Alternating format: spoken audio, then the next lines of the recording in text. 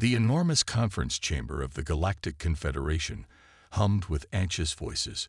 Beings from 17 peaceful species looked at the large display showing a distress signal. The signal came from Telus 9, a small farming colony far away. Admiral Tejo stood at the back of the room with the other humans. His face showed no emotion, but his eyes took in everything. The aliens talked and talked about rules and risks. They wanted to be careful, very careful. "We need to form a committee to study this problem," said Representative Minsu. His blue tentacles moved slowly as he spoke. "We must understand the danger before we act." Tahoe stepped forward. "The colony may not have that much time. The Human Emergency Response Fleet can be ready in 36 hours. The room went quiet. All eyes turned to the human. Representative Juwu tilted her crystal-like head. "You would risk your ships and crew for strangers, for beings you've never met." "Yes," said Captain Hyuri, moving to stand beside Tahoe. Her voice was firm. "That's what humans do. We help those in danger. Your species is known for being emotional," Juwu said carefully. "Perhaps this mission is not right for such angry beings." The humans in the room exchanged glances. They had heard this many times before. The peaceful species of the Confederation feared human emotions, especially anger. They did not understand it. "With respect," said Tayo, "sometimes anger is exactly what's needed when lives are at risk." The alien representatives looked uncomfortable. They had only known humans for 5 years. In that time, they had studied Earth's violent history with concern. Wars, conflicts, fighting. These things were rare among Confederation species. They saw humans as dangerous and unpredictable. "Admiral Tayo," said the head of the council, an old being named Hansu, "we appreciate your offer, but we must follow proper steps. First, we will send Scouts TOW." A new message appeared on the display. The colony's signal was getting weaker, more desperate. "They're dying while we talk," said Hyuri. She did not raise her voice, but everyone heard her clearly. Hansu sighed. "The Confederation has maintained peace for 2,000 years by being careful and thoughtful. And how many colonies have been lost in that time?" asked Tahoe. Silence filled the room again. The truth was uncomfortable. The Confederation's peaceful ways had a cost. Small, distant colonies sometimes disappeared. The official records called these unfortunate incidents, too far away to help in time. Captain Hyuri stepped closer to the council table. "You invited humans to join your Confederation because we're different, because we can do things you find difficult. Let us help now." The council members looked at each other. They communicated silently, in the way of their species. Finally, Hansu spoke. "Very well. We will permit a joint mission. 3 Confederation observer ships will accompany your rescue fleet." Tahoe nodded. "Thank you." As the humans left to prepare their ships, Representative Juwu approached Captain Hyuri. "I do not understand," she said quietly. "Why risk yourselves? The colony has no humans. They are not your people." Hyuri looked at the alien. How could she explain? "They sent a call for help. That's enough for us." Because of anger. This is what confuses us most about humans. You seem so angry all the time. "Not anger," Hyuri said. "Compassion. Determination. A belief that all beings deserve protection." Juwu's crystalline form caught the light as she tilted her head again. "But your history is full of violence." "Yes," agreed Hyuri. "We've made terrible mistakes. We've hurt each other. But we've learned from that past. The same fire that once led us to fight each other now drives us to protect others." Juwu seemed to consider this. "I will be on one of the observer ships. Perhaps I will understand better by watching humans in action." 2 days later, the ships left the Confederation station. 3 sleek alien vessels moved smoothly and carefully. 5 human ships, rougher and clearly built for combat, as well as rescue, moved with purpose. On the bridge of the flagship Dauntless, Captain Hyuri looked at the stars ahead. They had a long journey to reach Telus 9. She hoped they would arrive in time. "Captain," said her first officer, Commander Junho, "the Confederation ships are asking us to slow down. They say we're exceeding the recommended safe speed for this sector." Hayuri almost smiled. The Confederation had much to learn about humans and emergency response. "Tell them we'll see them at the colony," she said, "and signal our fleet to increase speed." As the stars streaked by outside, the human ships raced toward danger, while the aliens followed cautiously behind. The so-called angry humans were coming to the rescue, whether the galaxy understood them or not. The journey to Telus 9 would take 8 days. On the second day, the 3 Confederation observer ships finally caught up with the human rescue fleet.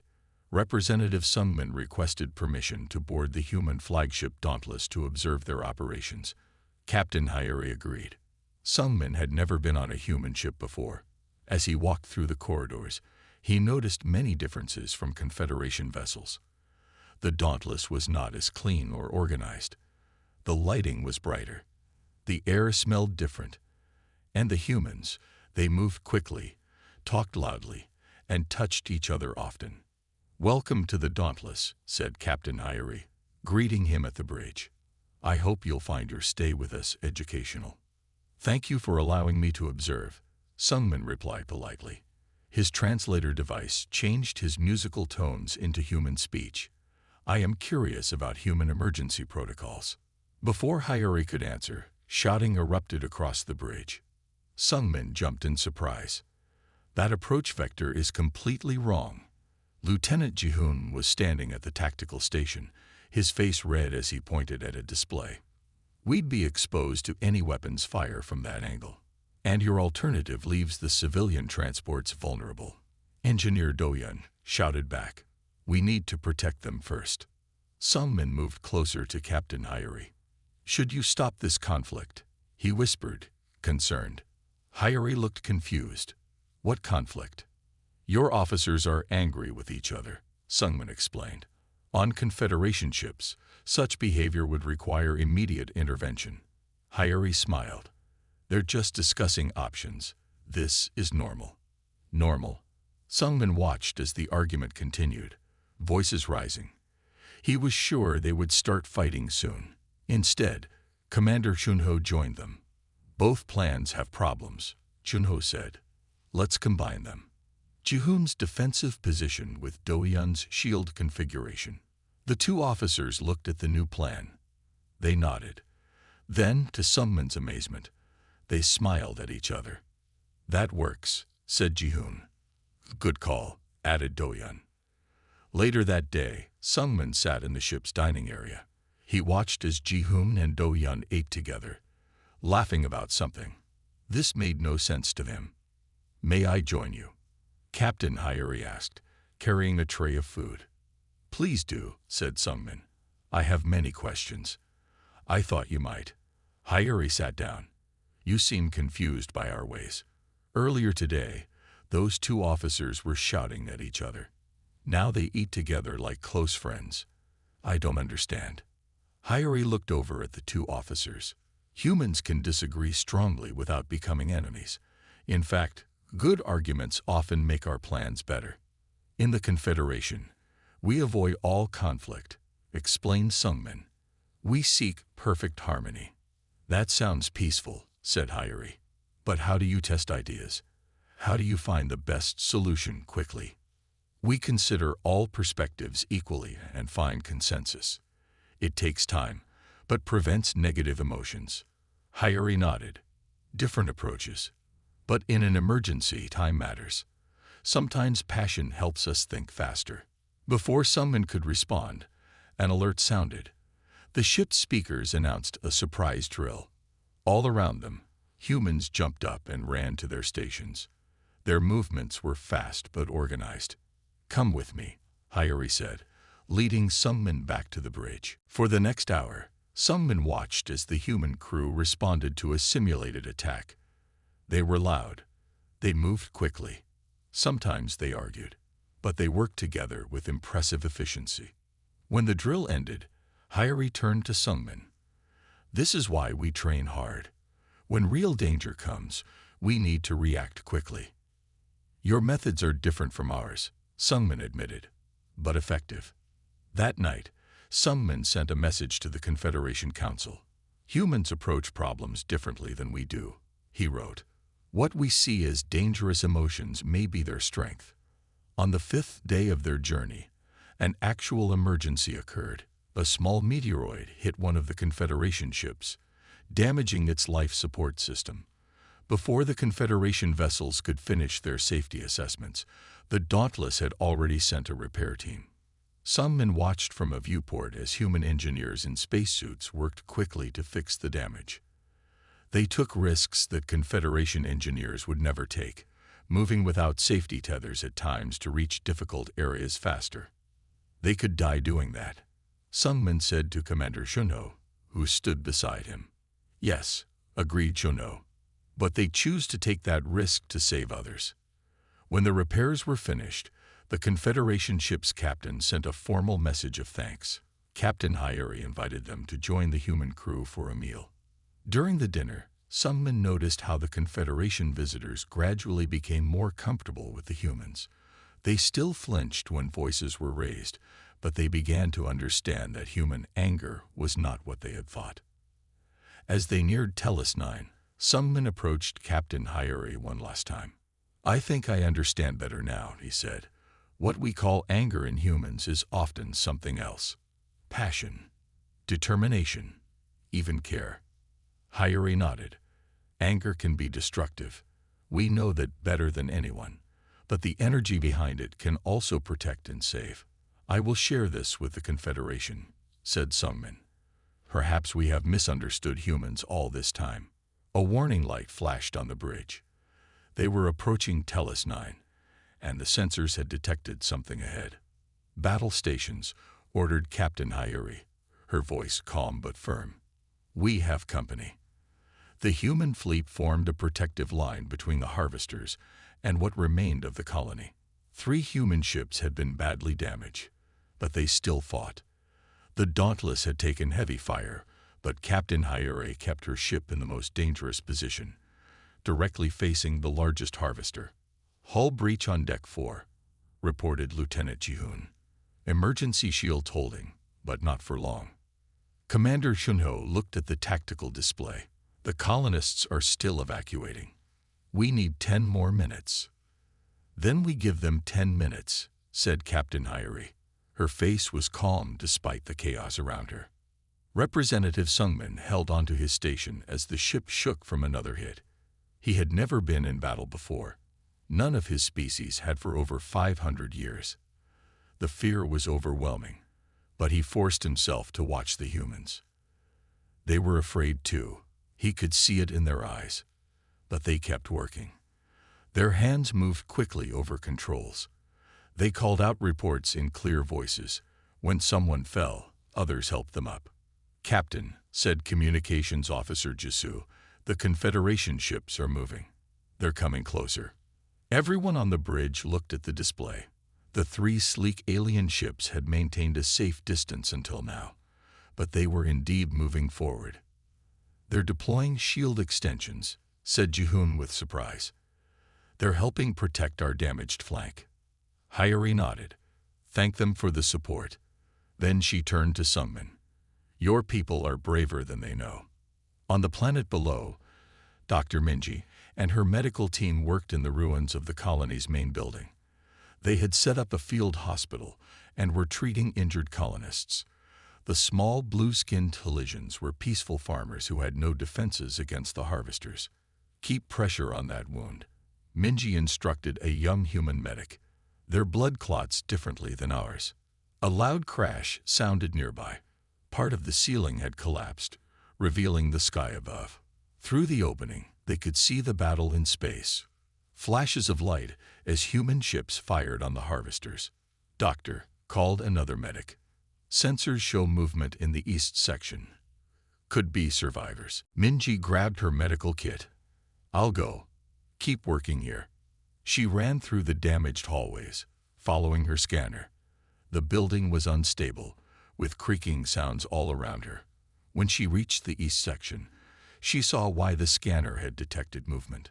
A small Telesian child was trapped under fallen debris, still alive but badly hurt. But that wasn't all. Through a broken wall, Minji could see harvester drones moving toward the building. If they reached this section, they would find the child. She touched her communicator. "This is Dr. Minji. I need backup at the east section. Harvester drones approaching. I found a child victim." "No teams available, Doctor," came the reply. "Everyone is engaged. Retreat to the main area immediately." Minji looked at the child, then at the approaching drones. She made her decision quickly. "Negative. I'm not leaving the patient." She moved to the child and began checking for injuries. The little Telesian looked up at her with large, frightened eyes. "It's okay," Minji said softly. "I'm here to help you." From his observation position with the ground security team, Sungmin watched through electronic binoculars as the human doctor worked in the open, exposed area. The harvester drones were getting closer. "We must help her," he said to the human security officer beside him. "Teams are all engaged," the officer replied. "We've called for backup, but it will take time." Sungmin stood up. "Then I will go." The officer looked surprised. "Sir, you're an observer. You're not trained for combat." "Neither is the doctor," said Sungmin, "but she is helping anyway." Before the officer could stop him, Sungmin ran toward the building. He had never done anything like this before. His species avoided all danger. But seeing the humans risk everything for strangers had changed something inside him. In space, the battle reached a critical point. The largest harvester ship had targeted the Dauntless with its main weapon. "Brace for impact," called Commander Junot. The hit was devastating. The bridge lights flickered. Smoke filled the air. Several crew members were thrown from their stations. "Status report," ordered Captain Hayuri, pulling herself back to her feet. "Main power at 30%, reported Engineer Doyun. Weapons at minimal capacity." The communications panel lit up. It was a transmission from the harvester ship. "You fight with unusual strength for beings not of this colony," said a cold, mechanical voice. "Why waste your resources for aliens?" Captain Hayuri straightened her uniform and faced the screen. Her voice was clear and strong despite the smoke and chaos around her. "We're not angry because we enjoy fighting. We're angry because you're hurting innocent beings. That's something humans will never tolerate, no matter who the victims are." There was a pause.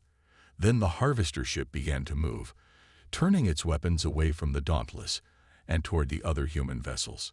"They're targeting the medical transport," shouted June.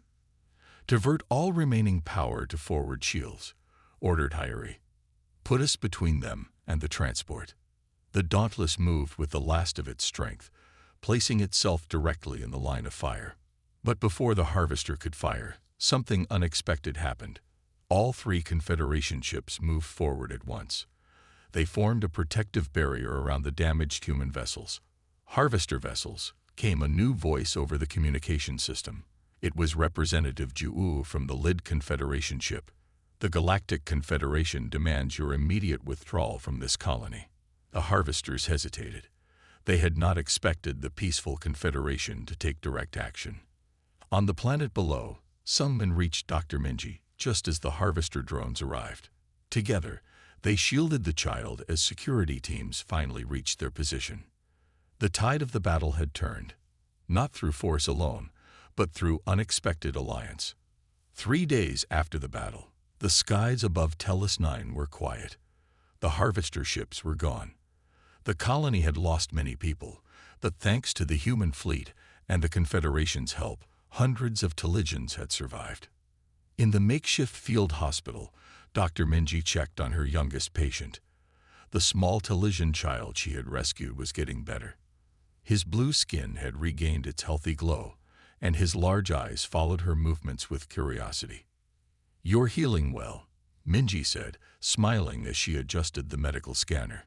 "Another few days, and you can join the others." The child reached out a thin, four-fingered hand and touched her arm gently. He couldn't speak her language, but his meaning was clear. Thank you. Outside the hospital, Captain Hyeri met with the Confederation leadership.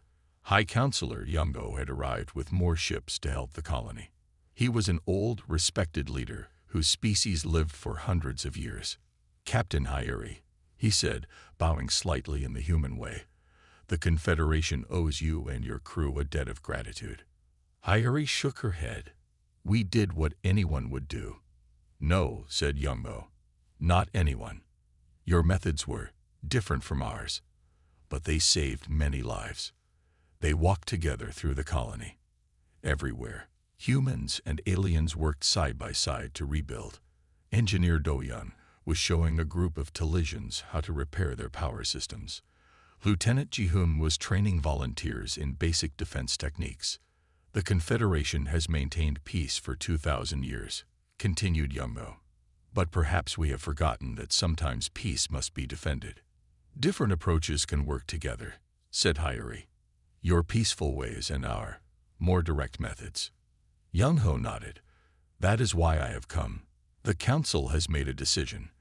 We wish to create a new joint operation, human and Confederation crews working together on special response vessels. Hyeri stopped walking. Really? That's unexpected. Yes, agreed Yumho with a small smile. Change is difficult for us, but necessary. Near the edge of the colony, Representative Sungmin sat with Commander Chono. Sungmin's arm was in a sling. He had been injured while helping Dr. Minji protect the child. Does it hurt? Asked Chono, looking at the bandaged arm. Yes, admitted Sungmin, but I don't regret my actions. You were very brave, said Chono. Not everyone would run toward danger to help strangers. Sungmin looked thoughtful. Before this mission, I believe humans were dangerous because of your emotions. Your anger. Now I understand there are different kinds of anger. What do you mean? Asked Funo. There is destructive anger that only wants to hurt, explained Sungmin. But there is also protective anger that wants to save. I saw the difference here. Later that day, a ceremony was held in the colony's central square, which had been cleared of debris. Captain Hyeri and her officers stood with the Confederation representatives and the Telesian leaders. Everyone who could walk had come to the square. The Telesian elder, a tall, slender being with deep blue skin and silver markings, stepped forward. His translator device converted his musical language to words everyone could understand. Today we honor those who came to our aid, he said. When we sent our distress call, we did not know if anyone would answer. The harvesters had attacked other colonies before. Few survived. The elder turned to the human officers. The Confederation warned us about humans. They said you were unpredictable, emotional, sometimes angry. He paused. They were right. A murmur went through the crowd. And we are thankful for it, continued the elder. Your anger protected us. Your emotion gave you courage. Your unpredictability confused our enemies. We now understand that these things can be strengths, not weaknesses. He presented Captain Hyeri with a crystal that glowed with soft blue light, the highest honor in Telesian culture. That night, humans and aliens shared a meal together.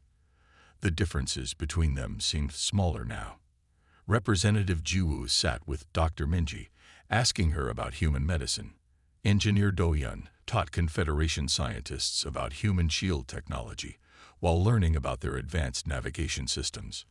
Captain Hyeri found a quiet moment with High Counselor Youngmo. What will happen now? She asked. Will things change? Change has already begun, replied Youngmo. For 2,000 years, the Confederation has observed the galaxy, but rarely intervened. Perhaps that was a mistake. And what about humans? Asked Hyeri. Do you still think we're too angry? Young-ho considered this. I think your species has much to teach us about courage and decisive action. And perhaps we have things to teach you as well. Balance, patience, diplomatic solutions. A good partnership, agreed Hyeri. 6 months later, a new class of ships patrolled the outer colonies. They were neither purely human nor Confederation in design, but something new. Their crews were mixed, human tactical officers working alongside Confederation diplomats and scientists. When new distress calls echoed across space, they were answered by these united teams. The galaxy began to learn that peace sometimes required protectors, and that the so-called angry humans and the peaceful Confederation, working together, were a force that even harvesters feared. Throughout the galaxy, small colonies slept more peacefully, knowing that if danger came, help would answer their call. The sleek research vessel glided silently through space, its crystalline hull shimmering under distant starlight. Aboard the ship, Nari moved gracefully across the observation deck, her pale blue skin giving off a soft glow in the dimmed interior. As a member of the luminary species, known throughout the galaxy for their peaceful ways, she felt proud to lead this exploration mission. Lead researcher Nari, "We've completed our scan of the third planet," said Kyo, her crewmate, his antenna twitching with excitement. "It shows signs of civilization, but no evidence of space travel technology." Nari nodded, her large eyes blinking slowly as she studied the blue-green world on the view screen. "Prepare the standard first contact protocols. We must approach with." A violent shudder cut through the ship, throwing Nari against the wall. Red emergency lights flashed as the ship's computer announced, "Warning. Drax vessel detected. Hostile boarding imminent." Fear rippled through the crew. The Drax were infamous raiders who captured other species as slaves. The peaceful luminary had no weapons or defenses beyond their diplomatic skills, useless against the ruthless Drax. "Everyone to the escape pods," shouted Captain Tai, his voice steady despite the chaos. Nari ran through corridors filled with panicked crewmates. Explosions rocked the ship as Drax soldiers breached the hull. Their tall, armored forms moved with frightening speed, capturing her friends with stun weapons.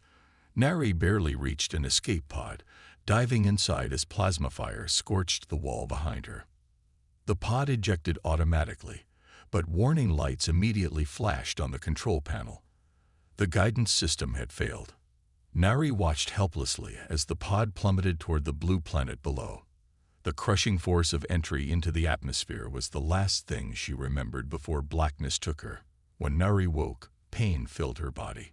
She lay in a smoking crater amid twisted metal fragments of her pod.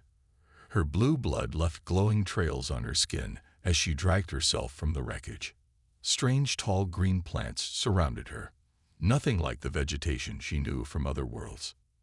Then she heard them coming, heavy footsteps crushing plants, loud, harsh voices calling to each other. Humans. Nari's heart beat faster. Every luminary child learned about humans, primitive creatures with a history of violence. They fought wars among themselves. They ate the flesh of other animals. The galaxy knew them as bloodthirsty beings who solved problems with force instead of words. 3 humans appeared at the edge of the crater, carrying metal objects that Nari recognized as weapons. She tried to retreat but collapsed from her injuries. "Hey, it's okay," said one human with long dark hair. "We're not going to hurt you." Nari couldn't understand the words, only that she was injured, alone, and at the mercy of the most feared species in the galaxy. The humans approached slowly. One, wearing white clothes, knelt beside her. This human had gentle hands that examined Nari's wounds without causing more pain. Another human spoke into a small device, while the third kept watch around them. "Jin, we need to move her. That crash will bring others," said the tallest human, scanning the forest with alert eyes. "Carefully, Han. She's badly hurt," replied the one in white. They made a simple carrier from branches and fabric, placing Nari on it with surprising gentleness. As they lifted her, Nari saw lights in the sky, more ships entering the atmosphere. The Drax had followed her. "Something else is coming," said the third human, pointing to the lights. "More like her." "I don't think so," sighing.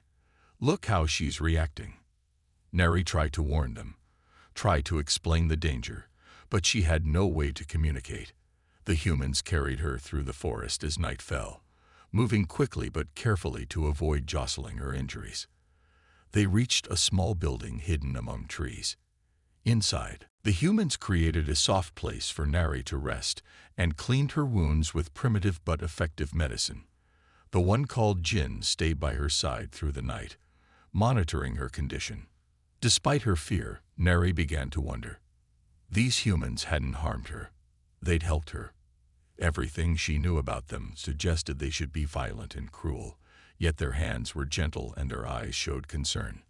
As she drifted into healing sleep, Nari felt confusion replace her fear. Perhaps the stories about humans weren't complete. Perhaps there was more to these bloodthirsty creatures than the galaxy knew. Tomorrow, if she survived, she would try to understand these strange beings who had saved her when they could have simply killed her instead. Meanwhile, outside, the Drax ships landed in the darkness, their soldiers beginning their search for the escaped luminary researcher and any other useful slaves they might find on this newly discovered world.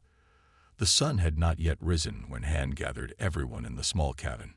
10 humans had joined their group, local people whose friends and family had been taken by the Drax.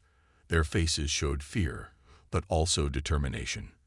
"The Drax ship is here," Han said, pointing to a spot on the rough map.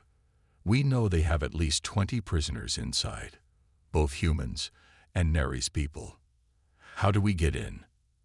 asked a young woman whose brother had been captured. Han looked at Nari. "Tell them what you told me."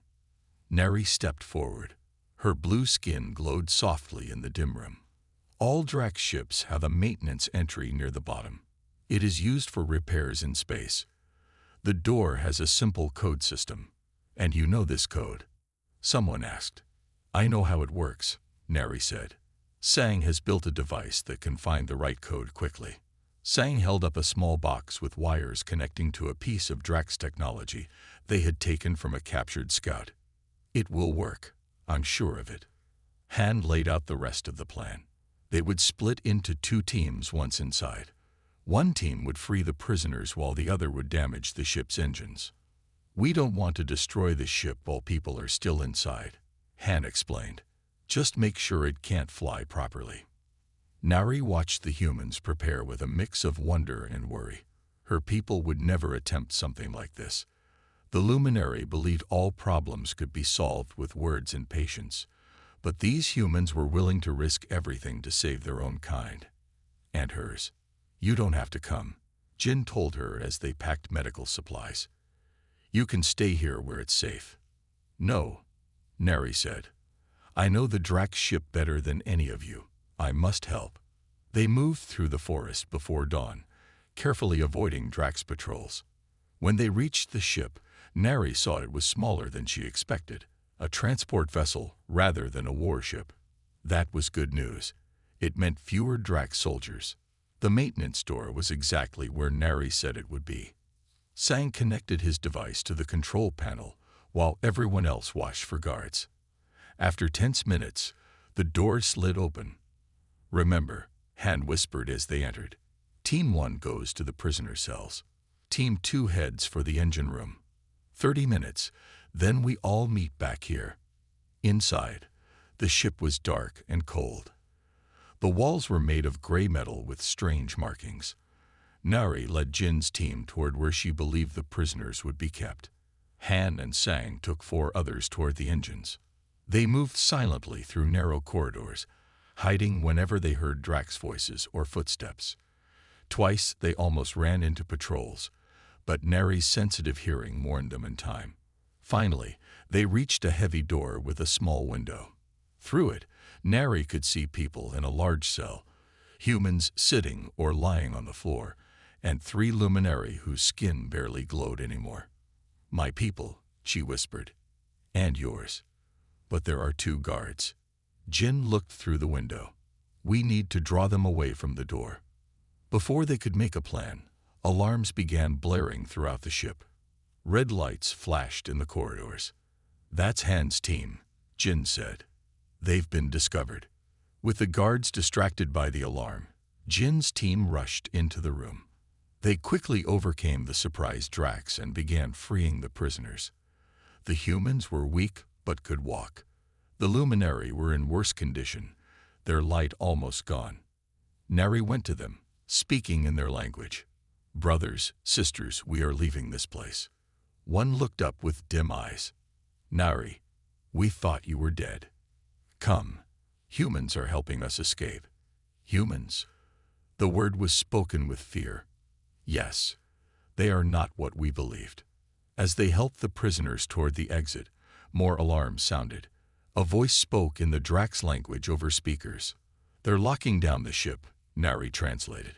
"We must hurry." They reached the meeting point just as Han's team arrived, running from pursuing Drax soldiers. Han was carrying Sang, who had been hit by a Drax weapon and could barely move. "Did you plant the devices?" Jin asked as she checked Sang's wound. Han nodded. "Engine room. Set to go off in 5 minutes." They pushed through the maintenance door with the freed prisoners, but outside waited the Drax commander and 6 soldiers, weapons ready. "Surrender now," the commander said through a translation device. "You cannot escape." Han stepped forward, placing himself between the Drax and the others. "Take one more step, and I trigger these explosives early. Your ship goes down with all of us." The Drax commander hesitated. In that moment, Jin threw something that created a bright flash. The Drax, temporarily blinded, fired their weapons wildly. "Run!" Han shouted. They ran into the forest as the first explosions rocked the ship behind them. The ground shook as parts of the Drax vessel began to break apart. As they reached safety, Nari looked back at the damaged ship. The Drax would not be able to pursue them or leave Earth with that vessel. For the first time in her life, she had been part of a successful resistance against them. One of the rescued luminary touched her arm. "You fought with humans." "No," Nari said. "I did not fight. But I helped those who could." 1 week after the attack on the Drax ship, Nari stood on a hill watching the damaged vessel. It still rested in the same clearing, but now it had a makeshift tower attached to it. The remaining Drax had repaired enough systems to send a distress signal to their home world. "They'll leave soon," Han said, joining her on the hill. "Our satellites show a Drax rescue ship approaching Earth. They should arrive tomorrow." Nari nodded. "They will tell others about your world." "Let them," Han replied. "Next time, they'll know humans fight back." The past week had been busy. The freed prisoners, both human and luminary, were recovering. Jin had set up a medical area in the cabin, treating their injuries. Sang, despite his wound, had been working with parts from the crashed escape pod. "I have news," Nari said. "Sang helped me fix my communication device. I sent a message to my people." "What did you tell them?" "The truth. That the stories about humans are wrong. That you saved us when no one else would." They walked back to the cabin together. Inside, the 3 rescued luminary sat with Jin. Their skin glowed brighter now as they regained their strength. When they saw Nari enter with Han, they looked uncomfortable. "Sister," one named Tomi said in their language, "why do you spend so much time with these violent beings?" Nari sat down across from them. "Because I have learned something important. Something all our people need to understand." "What could we possibly learn from humans?"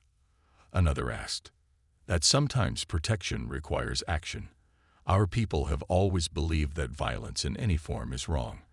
But these humans fought not because they love fighting, but because they care about protecting life." The luminary looked doubtful. Jin, not understanding their language, simply smiled at them. That evening, Sang called everyone together. He had been monitoring space around Earth. "A ship is entering orbit," he announced. "Not Drax. Different design." Nari's heart beat faster. "Show me." When she saw the image on Sang's screen, her skin glowed brightly with excitement. "It's a luminary diplomatic vessel." My message reached them. The ship landed the next day in a field near the cabin. Earth's governments had been informed and had agreed to this first official contact. When the ship's door opened, 5 luminary emerged, their skin glowing in various colors. The oldest one, with pale green skin, approached Nari. "Researcher Nari, your message caused quite a stir at home." Nari bowed respectfully. Elder Sue, thank you for coming so quickly. How could we not? You claim humans, the species we have avoided for generations, saved you from the Dracs. That they fought the Raiders and won. No peaceful species has ever managed this. Elder Sue looked at the humans standing behind Nari, Jin, Han, Sang, and the others who had helped with the rescue. Are these the ones? He asked. Yes, Nari said. Without them, I and the other survivors would be Drac slaves now. A formal meeting was arranged for the next day. Representatives from Earth's governments arrived to meet with the luminary elders. Nari served as translator until better devices could be set up. Elder Sue addressed the human representatives. For many years, we have watched your planet from afar. We saw your wars, your violence, and decided you were too dangerous for contact. We called you bloodthirsty. It seems we were wrong. A human leader responded, We have our flaws. We fight too much, it's true. But we also protect what we value. So we have seen, Elder Sue said. The Dracs have terrorized peaceful worlds for centuries.